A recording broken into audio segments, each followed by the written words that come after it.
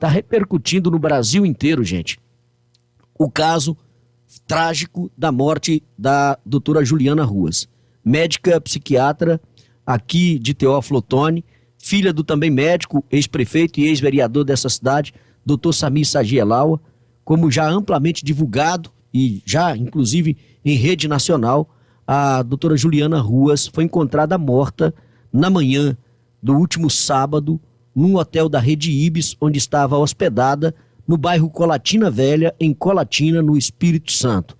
E desde os primeiros momentos, com os trabalhos realizados pelo SAMU e pela polícia no local, houve a condução, a prisão em flagrante do marido dela, Fúvio Luziano Serafim, e do motorista do casal, Robson Gonçalves. Os dois por suspeita de envolvimento no ocorrido, na morte da médica psiquiatra. Tiveram ontem, como anunciamos aqui, a audiência de custódia.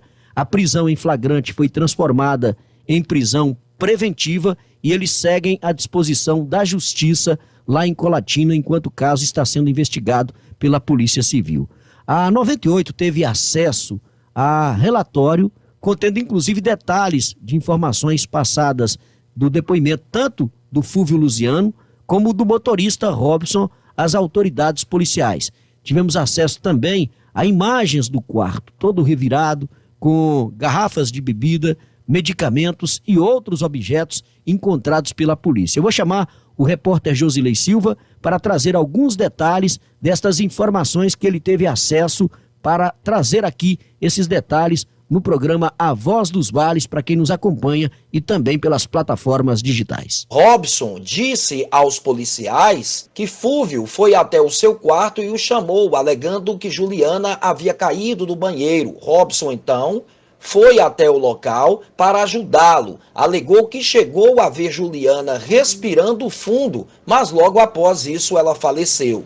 A autoridade policial, então, perguntou para o Robson se Fúvio e Juliana tinham um histórico de brigas e se o Fúvio já havia agredido a Juliana, tendo Robson respondido que não, que nunca. Inclusive, falou que conhece Fúvio há 11 anos e que ele nunca havia se metido em qualquer confusão. Após esse relato, a autoridade policial passou a conversar com Fúvio para saber o que havia acontecido dentro do quarto, tendo Fúvio relatado que encontrou Juliana morta pela manhã, sem mencionar que havia chamado Robson para ajudar a socorrê-la.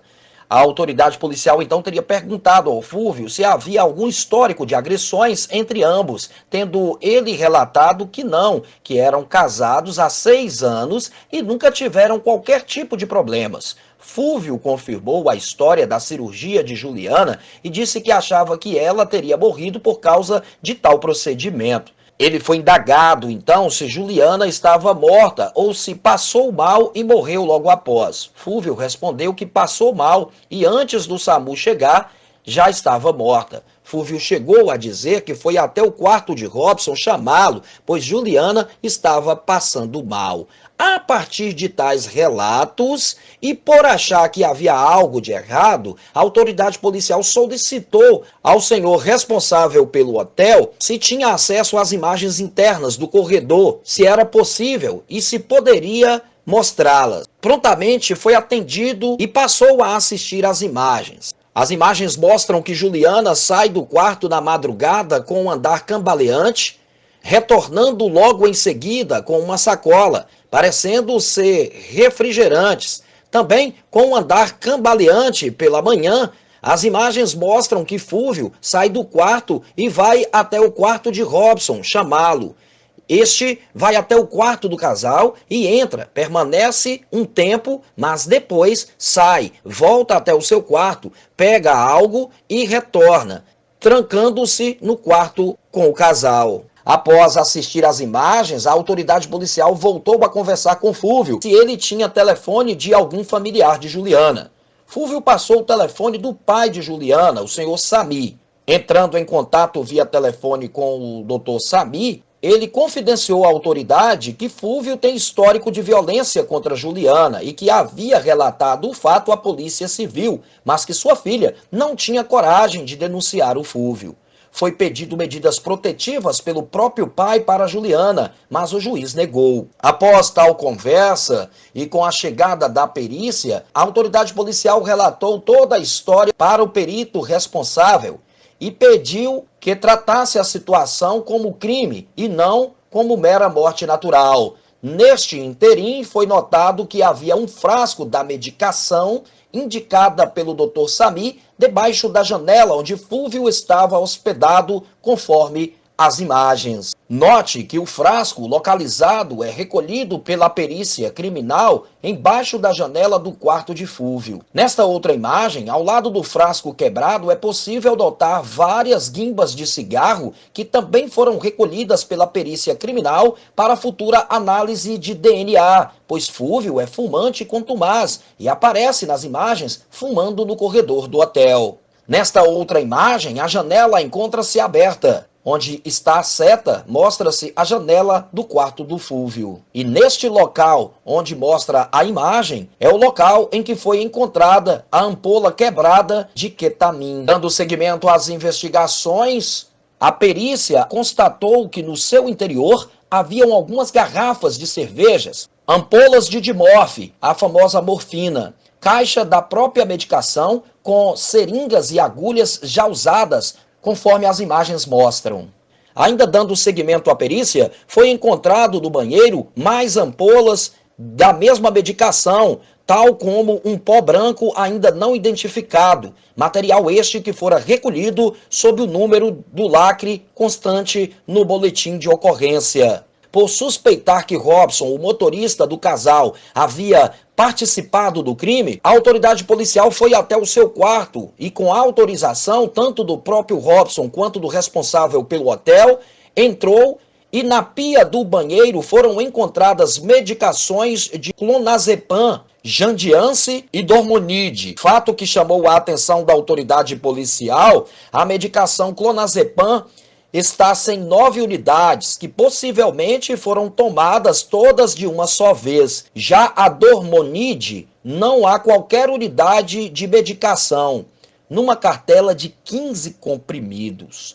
O Jardiance, que conta com 10 comprimidos, 7 foram tomados. De acordo com informações, ainda foi encontrado uma nota fiscal das medicações que foram compradas por Robson no dia 1º de setembro, ou seja, na data anterior, na drogaria Pacheco, em Colatina, no horário de 21 horas e 12 minutos e 41 segundos, cujo cupom fiscal está com o CPF e nome do Robson. No quarto de Robson foi encontrado apenas uma toalha, pois as outras foram levadas ao quarto de Fúvio, ao que tudo indica. As imagens de diversas toalhas encontradas no banheiro do casal, cabe ressaltar que em momento algum, Fúvio se mostrou transtornado com a morte de Juliana, tendo inclusive contratado uma funerária para levar o seu corpo direto do hotel para a cidade de Teófilo Otoni. Por diversas vezes, Fúvio foi